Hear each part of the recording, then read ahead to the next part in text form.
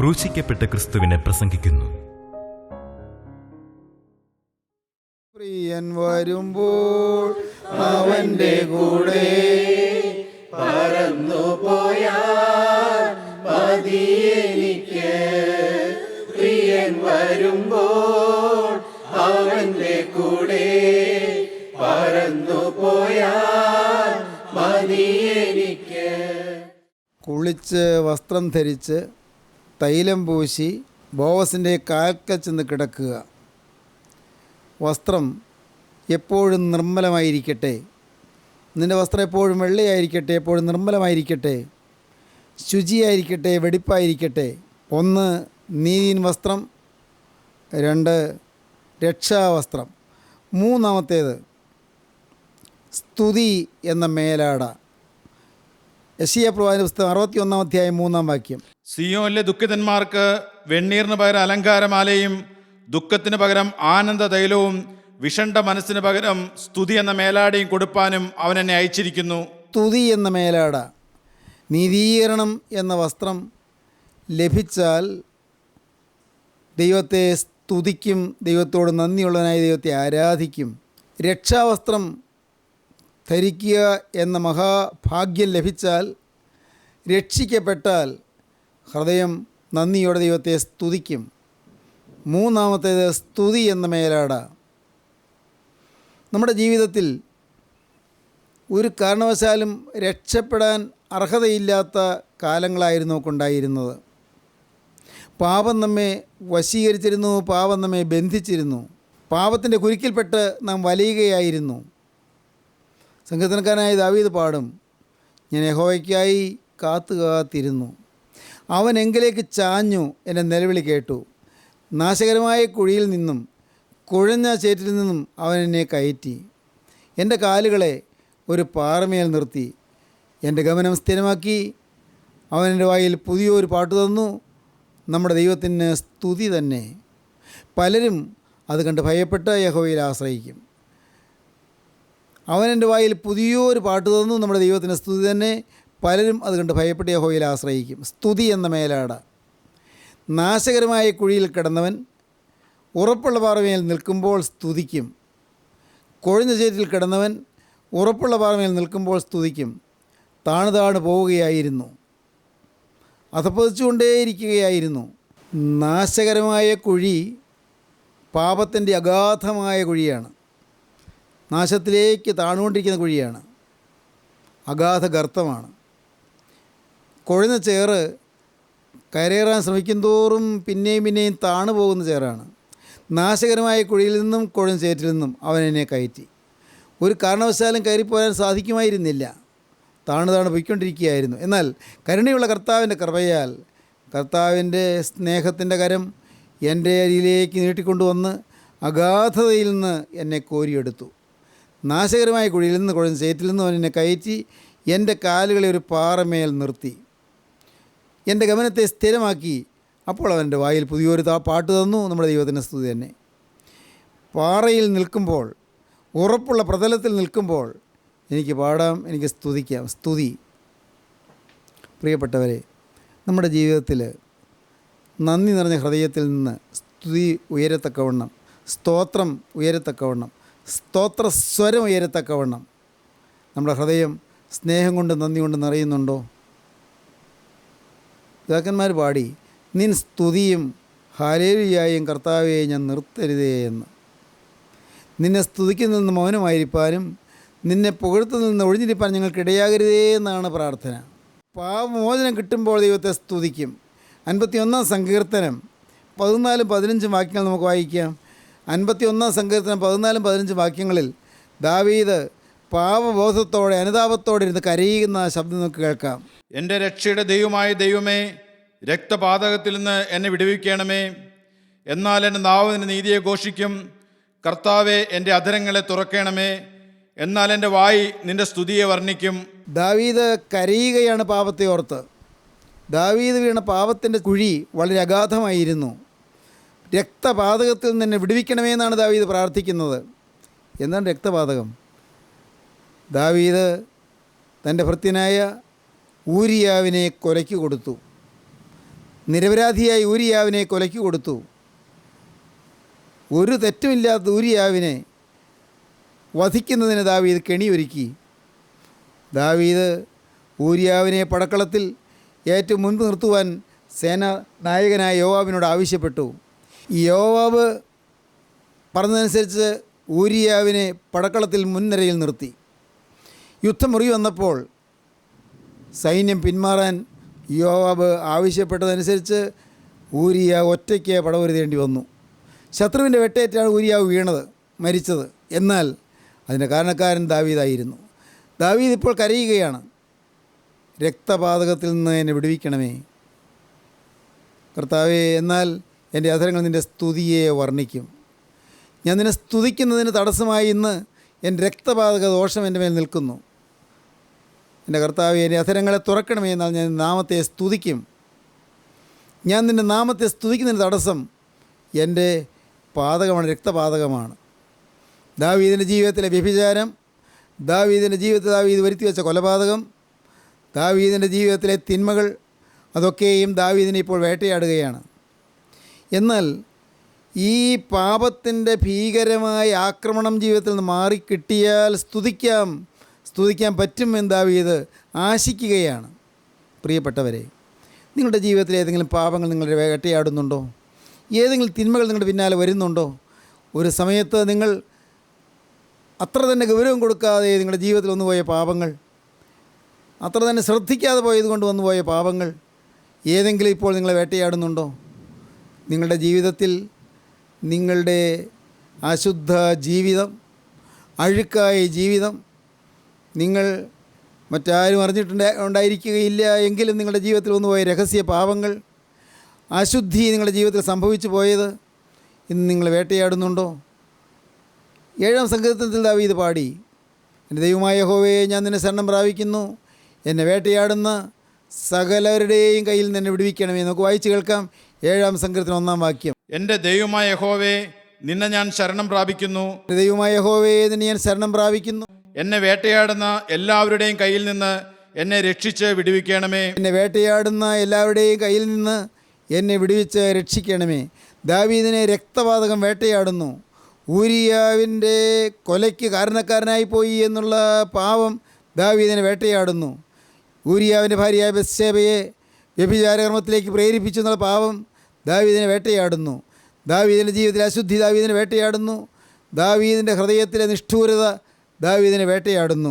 എന്നെ വേട്ടയാടുന്ന എല്ലാവരുടെയും കയ്യിൽ നിന്ന് എന്നെ വിടുവിക്കണമേ. ദാവീദ് പാതകത്തിൽ കുടുങ്ങിപ്പോയി. ദാവീദ് പാപത്തിൽ കുടുങ്ങിപ്പോയി. ദാവീദ് തിന്മയിൽ കുടുങ്ങിപ്പോയി. ദാവീദിന് പാപം വേട്ടയാടുന്ന അനുഭവം ഉണ്ടായി. ദാവീദ് കരയുകയാണ്. ദൈവമേ, നിൻ്റെ കൃപയിൻ പ്രകാരം എന്നോട് കരുണ ചെയ്യണമേ. നിൻ്റെ അനുഗ്രഹത്തിൻ്റെ ബഹുത്വത്തിൻ പ്രകാരം എൻ്റെ ലംഘനങ്ങളെ മായ്ച്ചു കളയണമേ. ദൈവത്തിന് സ്തോത്രം.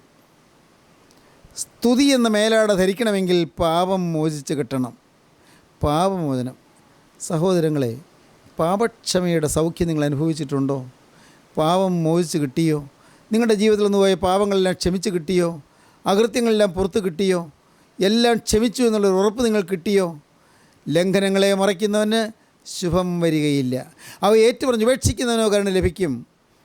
സംഘസദൃശവാക്യങ്ങൾ 28-ാം അധ്യായം 13-ാം വാക്യം. തൻ്റെ ലംഘനങ്ങളെ മറയ്ക്കുന്നവന് ശുഭം വരികയില്ല, അവ ഏറ്റുപറഞ്ഞ് ഉപേക്ഷിക്കുന്നവനോ കരുണ ലഭിക്കും. ഏറ്റുപറയുക, ഉപേക്ഷിക്കുക, മേലിൽ ആവർത്തിക്കാതിരിക്കുക. ദൈവത്തിന് സ്തോത്രം. നാം നമ്മുടെ പാപങ്ങളെ ഏറ്റുപറയുന്നുവെങ്കിൽ അവൻ നമ്മോട് പാപങ്ങളെ ക്ഷമിച്ച് സകല അനീതിയും പോക്കി നമ്മെ ശുദ്ധീകരിപ്പാൻ തക്കവണ്ണം വിശ്വസ്തനും നീതിമാനുമാകുന്നു. സ്നേഹിതരെ, ഞാൻ പറയട്ടെ, ഒരു മനുഷ്യന് ലഭിക്കാവുന്ന ഏറ്റവും വലിയ ഭാഗ്യം പാപം ക്ഷമിച്ച് കിട്ടുക, പാപം മോചനം കിട്ടുക, പാപത്തിൻ്റെ ബന്ധനം അഴിയുക. ഒരു മഹാഭാഗ്യമാണത്. പ്രിയപ്പെട്ടവരെ, നിങ്ങൾ ഈ ഭാഗ്യം അനുഭവിച്ചിട്ടുണ്ടോ? പാപമോചനത്തിൻ്റെ സൗഖ്യം എന്തൊരു സന്തോഷമായിരുന്നോ ഹൃദയത്തിൽ നിന്ന്. ഹൃദയത്തിൽ വരുന്ന സന്തോഷം എത്ര മനോഹരമായിരിക്കുമെന്നറിയാമോ? സന്തുഷ്ട ഹൃദയം നല്ലൊരു ഔഷധമാകുന്നു. പാപമോചനം കിട്ടിയാൽ നല്ലൊരു ഔഷധമാകുന്നു. ശരീരത്തിലെ രോഗങ്ങൾ പോലും മാറും. പാപബോധം കിട്ടി, പാപമോചനം കിട്ടി, പാപത്തിൽ നിന്ന് ക്ഷമ കിട്ടിക്കഴിയുമ്പോൾ, പാപങ്ങളെല്ലാം ക്ഷമിച്ചു എന്നുള്ള ഉറപ്പ് കിട്ടിക്കഴിയുമ്പോൾ ശരീരത്തിൽ പോലും സൗഖ്യമാണ്. കാരണം സന്തുഷ്ട ഹൃദയം ലഭിക്കുന്നു. സന്തുഷ്ടഹൃദയം നല്ലൊരു ഔഷധമാകുന്നു എന്ന് സദൃശവാക്യങ്ങൾ 17-ാം അധ്യായം 22-ാം വാക്യത്തിൽ പറയുന്നു. നമുക്ക് വായിച്ച് കേൾക്കാം. സന്തുഷ്ടഹൃദയം നല്ലൊരു ഔഷധമാകുന്നു. സന്തുഷ്ടഹൃദയം നല്ലൊരു ഔഷധമാകുന്നു. തകർന്ന മനസ്സോ അസ്ഥികളെ ഉണക്കുന്നു. തകർന്ന മനസ്സോ അസ്ഥികളെ ഉണക്കുന്നു. തകർന്ന മനസ്സ് തകർന്നിരുന്നാൽ, മനസ്സ് നുറുങ്ങിയിരുന്നാൽ അസ്ഥികൾക്ക് ഉണക്കം സംഭവിക്കുന്നു.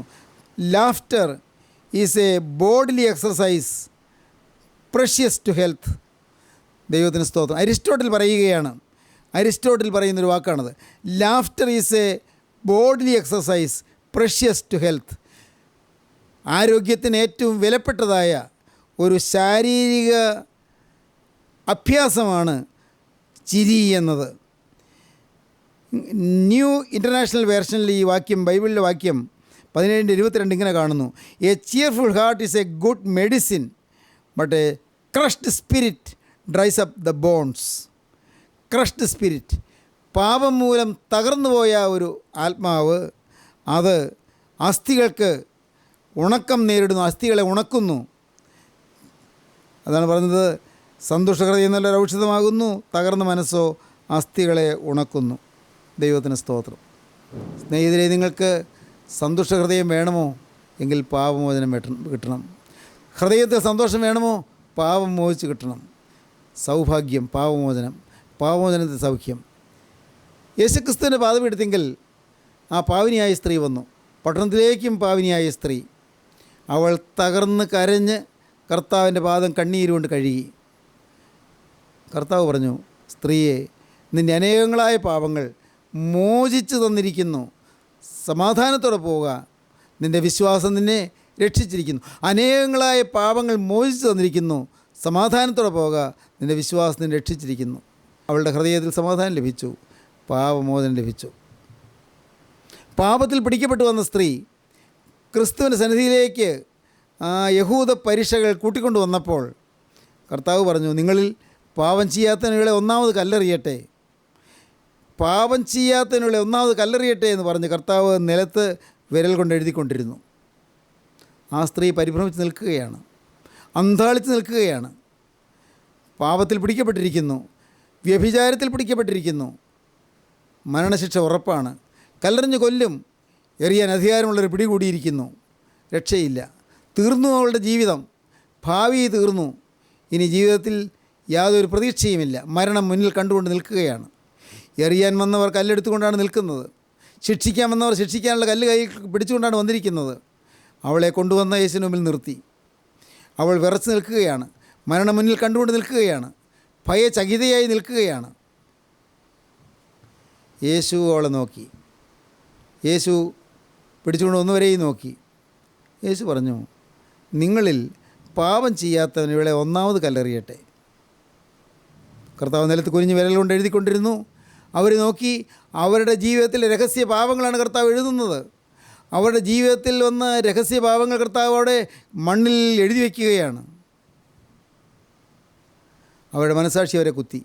മനസ്സാക്ഷിയുടെ ആക്ഷേപം ഹേതുവായി അവരെ ഓരോരുത്തരായി വിട്ടുപോയി. വലിയവൻ മുതൽ ചെറിയവൻ വരെ എല്ലാവരും വിട്ടുപോയി. അവർ കൊണ്ടുവന്ന കല്ല് താഴെ വീണു. എല്ലാവരും പോയി. ഈ സ്ത്രീ മാത്രമുണ്ട്. യേശു അവളെ നോക്കി. യേശുവിൻ്റെ ഹൃദയം ആർദ്രമായി. യേശു അവളെ നോക്കി. ഭയത്തോടെ നിന്നവൾ ഇപ്പോൾ അത്ഭുതത്തോടെ നിൽക്കുകയാണ്. മരിക്കുമെന്ന് ഉറപ്പായി വന്നവൾ മരണശിക്ഷ മാറി. യേശുവിൻ്റെ അടുക്കൽ വന്നതുകൊണ്ട് മരണത്തിൽ നിന്ന് രക്ഷപ്പെട്ടു. യേശുവിൻ്റെ അടുക്കൽ വന്നതുകൊണ്ട് മരണഭീതി മാറി. പക്ഷേ അവൾക്ക് അത്ഭുതം, ഈ മഹാപുരുഷൻ്റെ അരികിൽ വന്നതുകൊണ്ടാണല്ലോ എനിക്ക് ഇപ്പോൾ രക്ഷ കിട്ടിയത്. അവരെന്നെ കൊണ്ടുവന്നത് യേശുവിനെ പരീക്ഷിക്കാൻ വേണ്ടിയാണ്. എന്നാൽ എനിക്കത് ഭാഗ്യമായിപ്പോയല്ലോ. എൻ്റെ ജീവിതത്തിൽ മരണം ഒഴിവായല്ലോ. അവൾ അതിശയം കൂറി യേശുവിൻ്റെ തിരുമുഖത്ത് കണ്ടുപറിക്കാതെ നിൽക്കുകയാണ്. യേശുവോട് പറഞ്ഞു, സ്ത്രീയെ, നിനക്കാരും ശിക്ഷ വിധിച്ചില്ലയോ? അവൾ ഒരു വിധത്തിൽ പറഞ്ഞു, ഇല്ല കർത്താവേ, ഞാനും നിനക്ക് ശിക്ഷ വിധിക്കുന്നില്ല, പോക, ഇനി പാപം ചെയ്യരുത്. ഞാനും നിനക്ക് ശിക്ഷ വിധിക്കുന്നില്ല, പോക, ഇനി പാപം ചെയ്യരുത്. ശിക്ഷിക്കണമെങ്കിൽ യേശുവിനെ ശിക്ഷിക്കാം, കാരണം പാപം ചെയ്യാത്തവനാണ് യേശു. നിങ്ങൾ പാപം ചെയ്യാത്തവനുകളെ ഒന്നാമത് കല്ലെറിയട്ടെ എന്ന് പറഞ്ഞത്, അത് വാസ്തവത്തിൽ ശിക്ഷിക്കാൻ യേശുവിന് വേണമെങ്കിൽ സാധിക്കും. കാരണം യേശു പാപം ചെയ്തിട്ടില്ല. യേശുവിന് കല്ലെറിയാം, പക്ഷേ യേശു അവളെ കല്ലെറിഞ്ഞില്ല. ഞാനും നിനക്ക് ശിക്ഷ വിധിക്കുന്നില്ല, പോക, ഇനി പാപം ചെയ്യരുത്. ദൈവത്തിന് സ്തോത്രം. എന്തൊരു ഭാഗ്യം! മരണശിക്ഷ മാറി, പാപത്തിൻ്റെ കെടുതി മാറി, പാപത്തിൻ്റെ ന്യായവിധി മാറി. അത്ഭുതം! ഞാനും നിനക്ക് ശിക്ഷ വിധിക്കുന്നില്ല, പോക, ഇനി പാപം ചെയ്യരുത്. അവൾ ഇടറി പ്രാഞ്ചി വേച്ച് അവൾ തിരികെ വീട്ടിലേക്ക് പോയി. മരിക്കുമെന്ന് ഉറപ്പായി അവിടെ വന്നു, പക്ഷേ രക്ഷപ്പെട്ട് അവൾ മടങ്ങി. ഇന്ന് ഇത് കേട്ടുകൊണ്ടിരിക്കുമ്പോൾ നിങ്ങൾക്ക് വേണമെങ്കിൽ രക്ഷപ്പെടാം, പാപമോചനം പ്രാപിക്കാം, നിങ്ങൾക്ക് ദൈവത്തെ സ്തുതിക്കാം, സ്തുതി എന്ന മേലാട ധരിക്കാം. നിങ്ങളുടെ ജീവിതത്തിലെ പാപങ്ങൾ കഴുകപ്പെടും. പാപം കഴുകാനാണ് യേശു ജീവിക്കുന്നത്. പാപം കഴുകാനാണ് യേശുവിൻ്റെ തിരക്തം സംസാരിക്കുന്നത്. പാപം കഴുകുവാനാണ് യേശുവിൻ്റെ കുറ്റമില്ലാത്ത രക്തം ചിന്തിയത്. യേശുക്രിസ്തുവിൻ്റെ ക്രൂശ് മരണം മൂലം, യേശുക്രിസ്തുവിൻ്റെ ക്രൂശിൽ ചൊരിഞ്ഞ രക്തം മൂലം പാപമോചനം ലഭിക്കുന്നു. നിങ്ങൾക്ക് വിശ്വസിക്കാം. ഇപ്പോൾ ഇത് കേട്ടുകൊണ്ടിരിക്കുമ്പോൾ തന്നെ നിങ്ങൾക്ക് സമർപ്പിക്കാം. കർത്താവേ, പാപം നിറഞ്ഞ ഹൃദയം തിരുമുൻപാകെ ഞാൻ താഴ്ത്തുന്നു. നാഥ, പാപം കൊണ്ട് മലീമസമായ ജീവിതം തിരുമുൻപാകെ ഇതാ താഴ്ത്തി വയ്ക്കുന്നു. പാപം കൊണ്ട് അഴുക്ക് പറ്റിയ ജീവിതം തിരുമുൻപാകെ ഞാൻ താഴ്ത്തി വയ്ക്കുന്നു. രക്ഷക, എന്നോട് നീ മനസ്സലിയണമേ, എൻ്റെ പാപം നീ ക്ഷമിക്കണമേ, എൻ്റെ അകൃത്യം നീ പൊറുക്കണമേ. ദാവീദിന് പാപമോചനം കൊടുത്ത യേശുവേ, എൻ്റെ ഹൃദയത്തിൽ പാപമോചനം തന്ന് എന്നെ നീ വിടുവിക്കണമേ. പാപത്തിൻ്റെ ഭീകരമായ ആക്രമണത്തിൽ നിന്ന് എനിക്ക് മോചനം തരണമേ. പാപത്തിന് അധികാരിയായി പിശാചിൽ നിന്ന് എന്നെ രക്ഷിക്കണമേ. കർത്താവെ, പാവം എന്നെ വേട്ടയാടാൻ ഇനിമേലിടയാകാതെ വണ്ണം കർത്താവെ, തിരുരക്തത്താൽ എന്നെ മുദ്രയിടണമേ, തിരുരക്തത്താൽ എന്നെ കവർ ചെയ്യണമേ, തിരുരക്തത്താൽ എന്നെ ആവരണം ചെയ്യണമേ. സ്തുതി എന്ന മേലാട ധരിക്കുക. സഹോദരങ്ങളെ, ഇന്ന് ഇത് കേട്ടുകൊണ്ടിരിക്കുമ്പോൾ നിങ്ങൾക്ക് സ്തുതി ധരിക്കാം, സ്തോത്രം ധരിക്കാം. പിതാക്കന്മാർ പറഞ്ഞു, പ്രാർത്ഥിച്ചു, സ്തുതിയും സ്തോത്രവും പ്രഭയും പുകഴ്ചയും മാഞ്ഞു പോകാത്ത നല്ല ഉന്നതിയും സദാ നേരം ഇടപെടാതെ കരയേറ്റുവാൻ ഞങ്ങളെ യോഗ്യരാക്കി തീർക്കണമേ. പ്രിയപ്പെട്ടവരെ, സ്തുതിക്കുവാൻ നാം യോഗ്യരായി തീരണം. പാപമോചനം ലഭിക്കണം. സ്തുതിക്കുവാൻ യോഗ്യത പ്രാപിക്കും പാപം ക്ഷമിച്ച് കിട്ടിയാൽ. ദൈവത്തിന് സ്തോത്രം. അകൃത്യം ക്ഷമിക്കുന്ന ദൈവം, പാപം മോചിക്കുന്ന ദൈവം. മീഖാ പ്രവാചകൻ്റെ പുസ്തകം 7-ാം അധ്യായം 18-19 വാക്യങ്ങൾ നമുക്ക് വായിക്കാം. ജീവനുള്ള ദൈവം പാപമോചനം തരുന്നവനാണ്. ജീവനുള്ള ദൈവം പാപത്തെ അഗാധത്തിലേക്ക് തള്ളിക്കളയുന്നവനാണ്. ജീവനുള്ള ദൈവം പാപത്തെ സമുദ്രത്തിൻ്റെ അഗാധങ്ങളിലേക്ക് എറിഞ്ഞു കളയുന്നവനാണ്. നമുക്ക് വായിക്കാം മീഖാ 7:18-19. അകൃത്യം ക്ഷമിക്കുകയും തൻ്റെ അവകാശത്തിൽ ശേഷിപ്പുള്ളവരോട് അതിക്രമം മോചിക്കുകയും ചെയ്യുന്ന നിന്നോട് സമനായ ദൈവം ആരുള്ളൂ? അകൃത്യം ക്ഷമിക്കുകയും തൻ്റെ അവകാശത്തിൽ ശേഷിപ്പുള്ളവരോട് പാപങ്ങൾ മോചിക്കുകയും ചെയ്യുന്ന നിന്നോട് സമനായ ദൈവം ആരുള്ളൂ? അവൻ എന്നേക്കും കോപം വെച്ചുകൊള്ളുന്നില്ല. ദൈവം എന്നേക്കും കോപം വെച്ചുകൊള്ളുന്നില്ല. ദയയിലല്ലോ അവന് പ്രസാദമുള്ളത്. ദയയിലല്ലോ അവന് പ്രസാദമുള്ളത്. അവൻ നമ്മോട് വീണ്ടും കരുണ കാണിക്കും. നമ്മോട് വീണ്ടും കരുണ കാണിക്കും. നമ്മുടെ അകൃത്യങ്ങളെ ചവിട്ടിക്കളയും. നമ്മുടെ അകൃത്യങ്ങളെ ചവിട്ടിക്കളയും. അവരുടെ പാപങ്ങളൊക്കെയും നീ സമുദ്രത്തിന്റെ ആഴത്തിലിട്ട് കളയും. അവരുടെ പാപങ്ങളൊക്കെ നീ സമുദ്രത്തിൻ്റെ ആഴത്തിലിട്ട് കളയും. ദൈവത്തിന് സ്തോത്രം. ദൈവത്തിൻ്റെ വലിയ നാമം മഹത്വപ്പെടട്ടെ. ഞാൻ രസകരമായൊരു സംഭവം വായിച്ചു. ഒരാൾ ഒരു വീട്ടിൽ ചെല്ലാനിടയായി. പ്രായമുള്ള ഒരാളാണ്. അദ്ദേഹം ആ വീട്ടിൽ ചെന്ന് വരാന്തയിലാണ് ഇരുന്നത്. അവിടുത്തെ സിറ്റ് ഔട്ടിലിരുന്നു. സിറ്റ് ഔട്ടിലൊരു മേശയുണ്ട്. മേശപ്പുറത്ത് സ്കൂളിൽ പോകുന്ന കുട്ടികളുടെ പുസ്തകങ്ങൾ ചിതറിക്കിടക്കുന്നു. അദ്ദേഹം പുസ്തകങ്ങൾ വെറുതെ അലസമായി മറിച്ചുകൊണ്ടിരുന്നു. പെട്ടെന്ന് അദ്ദേഹം സ്തോത്രം സ്തോത്രം സ്തോത്രം എന്ന് ഉറക്കെ പറഞ്ഞു. അപ്പോൾ വീട്ടുകാരൻ ചോദിച്ചു, എന്താണിപ്പോൾ സ്തോത്രം? ഇത് കുട്ടികളുടെ പാഠപുസ്തകമല്ലേ? ഇത് ബൈബിളൊന്നുമല്ല, പാഠപുസ്തകമല്ലേ? അദ്ദേഹം പറഞ്ഞു, പാഠപുസ്തകമാണ്, പക്ഷേ ഇത് ഭൂമിശാസ്ത്രമാണ്. അതിന് ഭൂമിശാസ്ത്രം വായിച്ചിട്ട് തന്നെ സ്തുതിക്കുന്നത്, സ്തോത്രം പറയുന്നത്. അത് മനസ്സിലായില്ലേ? ഞാൻ ഈ പുസ്തകത്തിൽ അറ്റ്ലാന്റിക് സമുദ്രത്തിൻ്റെ ആഴം അനേകായിരം അടി താഴ്ചയുള്ളതാണ് അറ്റ്ലാന്റിക് സമുദ്രമെന്ന് ഞാൻ വായിച്ചു. സമുദ്രത്തിൻ്റെ ആഴം അത്രയും അഗാധമാണ് എന്ന് വായിച്ചപ്പോൾ ഞാൻ സ്തുതിച്ചതാണ്. ആ സമുദ്രത്തിൻ്റെ ആഴം വായിക്കുമ്പോൾ സ്തുതിക്കുന്നതിനാ? എൻ്റെ കർത്താവിൻ്റെ വചനത്തിലുണ്ട്, സമുദ്രത്തിൻ്റെ ആഴത്തിലേക്ക് പാപങ്ങൾ എറിഞ്ഞു കളയുമെന്ന്. എൻ്റെ പാപങ്ങളൊക്കെയും ഇത്രയേറെ അഗാധത്തിലേക്ക് എറിഞ്ഞു കളഞ്ഞല്ലോ എന്നോർത്ത് ഞാൻ സ്തുതിച്ചതാണ്. ദൈവത്തിന് സ്തോത്രം. നടന്ന സംഭവമാണെന്ന് അറിഞ്ഞുകൂടാ. ആ നടന്നതാകട്ടെ നടന്നതാകാതിരിക്കട്ടെ, സമുദ്രത്തിൻ്റെ ആഴത്തിലേക്ക് പാപങ്ങൾ എറിഞ്ഞു കളയും. ഒരു കാലത്ത് പൊങ്ങി വരികയില്ല. പ്രിയപ്പെട്ടവർ, നിങ്ങൾ വിശ്വസിക്കൂ, അപ്പോഴാണ് സ്തുതി വരുന്നത്. പാപത്തിൻ്റെ നീരാളിപ്പിടുത്തത്തിൽ നിന്ന് മോചനം കിട്ടുമ്പോൾ, പാപത്തിൻ്റെ ഭീകരതയിൽ നിന്ന് മോചനം കിട്ടുമ്പോൾ, പാപത്തിൻ്റെ ബന്ധനം അഴിഞ്ഞു കിട്ടുമ്പോൾ നാം അറിയാതെ സ്തുതിച്ചു പോകും. ദൈവത്തിന് സ്തോത്രം. ഞാൻ ഓർക്കുന്നു, ദൈവത്തിൻ്റെ വലിയ നാമം മഹത്വപ്പെടട്ടെ. എനിക്ക് ചെറുപ്രായത്തിൽ ഈ സ്തുതി എന്നോ സ്തോത്രം എന്നൊക്കെ പറയുന്നത് ഒരു ഇഷ്ടമില്ലാത്ത വാക്കായിരുന്നു. ഞങ്ങളുടെ പള്ളിയിൽ കൺവെൻഷൻ നടക്കുമ്പോൾ ചില ആളുകൾ പ്രസംഗത്തിൻ്റെ മധ്യത്തിൽ സ്തുതിക്കും, സ്തോത്രം ചെയ്യും, കേൾവിക്കാർ. അത് എനിക്കിഷ്ടമായിരുന്നില്ല. എന്തിനാ ഈ സ്തുതിക്കുന്നത്? എന്തിനാ സ്തോത്രം എന്ന് പറയുന്നത്? എന്തിന് സ്തുതി എന്നൊക്കെ പറയുന്നത്? എന്തിനാ ഹാലേലൂയ എന്നൊക്കെ പറയുന്നത്? അതൊക്കെ അച്ഛന്മാർ പറയേണ്ട വാക്ക്, പള്ളിയകത്ത് പറയേണ്ട വാക്ക്, പ്രാർത്ഥിക്കുമ്പോൾ പറയേണ്ട വാക്ക്. അല്ലാതെ ഇതിങ്ങനെ പ്രസംഗം കേൾക്കുമ്പോൾ സ്തോത്രം എന്ന് പറയുന്നത് എന്തിനാ? എനിക്കൊരു മുഷിപ്പായിരുന്നു. എന്നാൽ എൻ്റെ ജീവിതത്തിൽ ഞാൻ സമർപ്പണം എടുത്തു കഴിഞ്ഞപ്പോൾ, അപ്പോൾ എൻ്റെ ജീവിതം ഞാൻ ക്രിസ്തുവിന് സമർപ്പിച്ച് കഴിഞ്ഞപ്പോൾ എൻ്റെ പാപങ്ങൾ മോചിച്ച് കിട്ടി എന്നൊരു ഉറപ്പ് കിട്ടി. അപ്പോൾ ഞാൻ അറിയാതെ സ്തോത്രം പറഞ്ഞു പോയി. ഇന്ന് സ്തുതിയും സ്തോത്രവും എൻ്റെ ഹൃദയത്തിൻ്റെ ആനന്ദമാണ്. പ്രിയപ്പെട്ടവരെ, സ്തുതി വരും, സ്തുതി എന്ന മേലാട ധരിക്കും. പാപമോചനം കിട്ടുമ്പോൾ സ്തുതി ഉണ്ടാകും. ക്രിസ്തു എന്നെ അത്ഭുതം പ്രവർത്തിച്ചു എന്നറിയുമ്പോൾ സ്തുതി ഉണ്ടാകും. അതാണ് സ്തോത്രം, അതാണ് ആരാധന, അതാണ് ഈ കുർബാന അനുഗ്രഹങ്ങളും സമാധാനവും വലിയ സ്തോത്രവുമാകുമെന്ന് പറയുന്നതിൻ്റെ പൊരുൾ. നാം സ്തുതിക്കുന്നവരായിത്തീരണം. ദൈവം നമ്മെ അനുഗ്രഹിക്കട്ടെ എന്ന് നമുക്ക് പ്രാർത്ഥിക്കാം. കർത്താവേ, എന്തെന്ന ആലോചനകൾക്കായി ഞങ്ങൾ നിന്നെ സ്തുതിക്കുന്നു, തിരുവചനങ്ങൾക്കായി ഞങ്ങൾ നിന്നെ സ്തുതിക്കുന്നു. സ്തുതി എന്ന മേലാട് ഞങ്ങളെ ധരിപ്പിക്കുവാൻ അവിടുത്തെ കൃപ ഞങ്ങളെ വലയം ചെയ്തതിനായി ഞങ്ങളെ സ്തുതിക്കുന്നു. അവിടുത്തെ അനുഗ്രഹം ഞങ്ങളെ തേടി വന്നതിനായി ഞങ്ങളെ സ്തുതിക്കുന്നു. വചനം ഞങ്ങളെ സ്പർശിച്ചതിനായി ഞങ്ങളെ സ്തുതിക്കുന്നു. എല്ലാവരെയും അനുഗ്രഹിക്കണമേ, യേശുവിൻ നാമത്തിൽ തന്നെ. ആമീൻ.